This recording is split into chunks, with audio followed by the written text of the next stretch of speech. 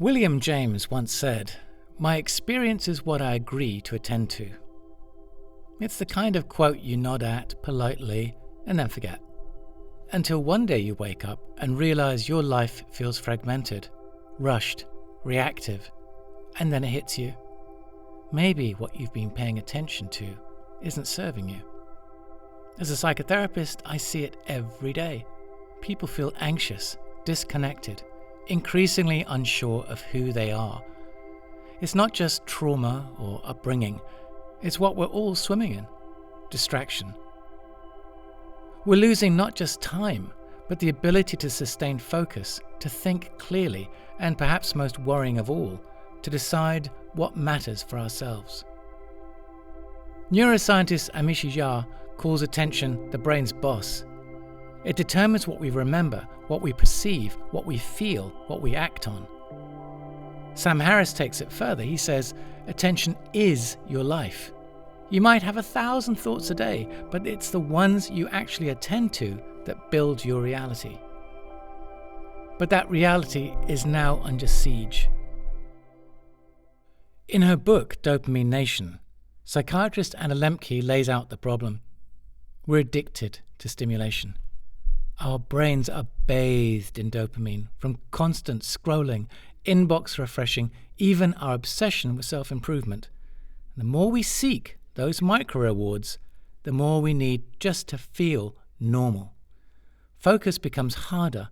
Rest feels intolerable. Stillness gets misinterpreted as boredom. But it's not just a personal failing, it's systemic. Tristan Harris, a former Google design ethicist, says we're locked into a race to the bottom of the brainstem.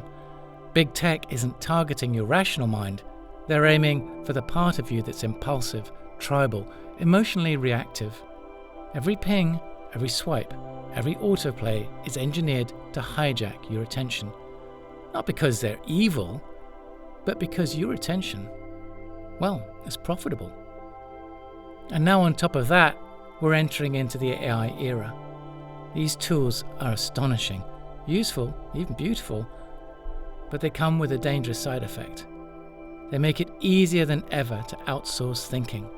Why wrestle with the ambiguity or read deeply when you can get a synthetic answer in 2 seconds? It's the sat-nav problem. Once we start relying too heavily on AI to navigate our intellectual and moral terrain, we risk the same fate as those people who've followed GPS directions straight into a river. We abandon judgment. We lose our internal compass. We stop asking questions. In psychotherapy, this matters deeply. Self-awareness, growth, healing, they all require attention, not just to your thoughts, but to the patterns beneath them, to the stories you keep telling, to the small, everyday choices that shape your character. AI can't do that for you, nor can Instagram or the next YouTube rabbit hole. So, Quint, how do we get our attention back? It starts with recognizing that attention is a finite, precious resource. You can't pour it into everything. Something always gets left out. The trick is to make sure it's not yourself. Mindfulness helps, not as a spiritual pose, but as a gritty, moment-by-moment return to the present. Where is your focus? Who are you listening to? What kind of world are you creating for yourself right now by what you're choosing to look at? Because attention isn't neutral, it's a moral act. If you give it to fear, to outrage, to comparison, you'll start seeing the world through that lens. But if you give it to kindness, to stillness, to a child's face or the shape of a tree, you create something else entirely, something human, something alive. This is why attention matters in therapy, in parenting, in love. It's how we tell someone they matter. It's how we find out what we really value. And in the end, it's what our lives consist of. Not years, not achievements, but moments of attention. We live in a world that's monetized distraction. But you still have a choice. You can pull your attention back. You can point it somewhere quieter, slower, deeper. somewhere that reflects the kind of person you want to become. We can't stop the march of AI, and we shouldn't, but we can meet it with awareness. We can use it without letting it use us. We don't have to be the product.